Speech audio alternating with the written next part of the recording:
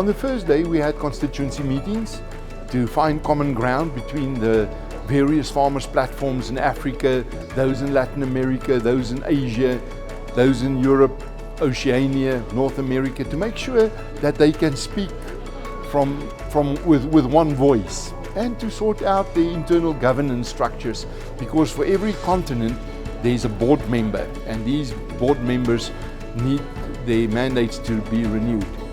But we also spoke at length about regenerative agriculture and the various approaches to it, how to promote regenerative agriculture and how to communicate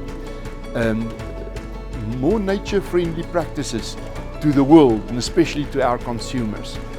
We also had a good discussion about climate-smart agriculture, sharing experience and knowledge, what has worked for us, what has not worked for us, saving each other some school fees.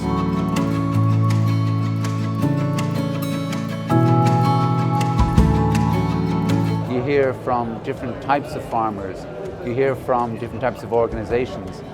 We all face similar challenges, but we all operate under different regulation and different governments. And that's the opportunity here, not only within the structured dialogue, and we do a lot of discussion work and around the table. We all contribute, so we all get to hear, and we're learning how to listen actively, which is that's where the benefit comes. We're coming at the end of the first day of the WFO annual meeting.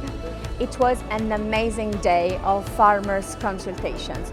Farmers from all continents gather into the room to share their stories, their experience, and to steer the conversations and future advocacy activities on fundamental components of our action.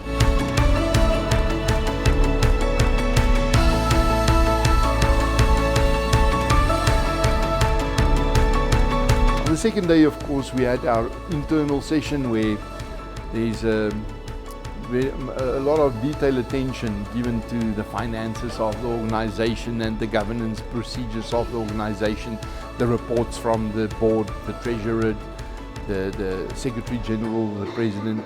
We also set up working committees on all the fields on which we play, whether it's women and youth, whether it's innovation, cooperatives, climate, smart agriculture, livestock. Make sure that they still represent the voice of farmers globally. We had to develop policy on livestock. We spoke about carbon markets and benefits for farmers from those carbon markets.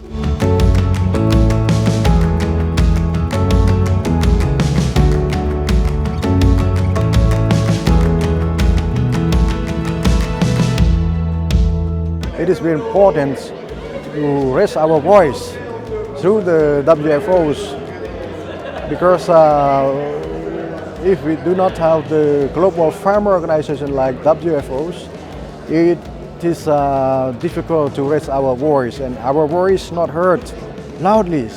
So if we have the World Farm Organizations, our voice heard loudly. So all the problems must address to the policymaker, and also knowledge sharing among the farmer and farmers from country to country, from region to region.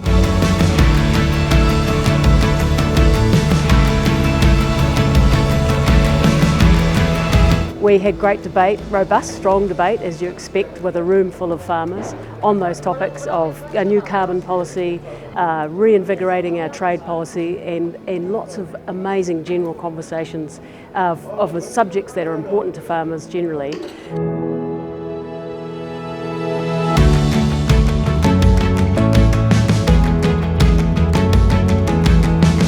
Today we really deep dived into some of the most central issues, the latest technologies, innovation, what's going on the front of innovation all over the world, and how can we share experiences to make sure that we leave no one behind.